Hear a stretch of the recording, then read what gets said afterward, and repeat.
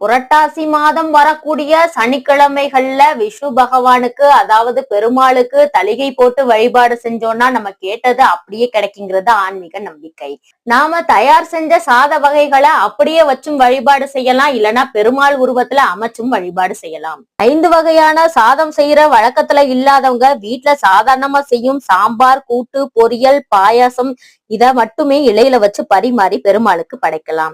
பெருமாளுக்குரிய பாடல்கள் எந்த பாட்டு வேணாலும் பாடி வழிபாடு செய்யலாம். எந்த பாட்டுமே தெரியாதுன்னு நினைக்கிறவங்க ஓம் நமோ நாராயண நமக இத 108 தடவை சொல்லியும் வழிபாடு செய்யலாம். வரக்கூடிய 4 புரட்டாசி சனிக்கிழமைகள்லயுமே தளிகை போட்டு வழிபடுறதுக்கு வாய்ப்பு இருக்கிறவங்க வழிபட்டுக்கோங்க.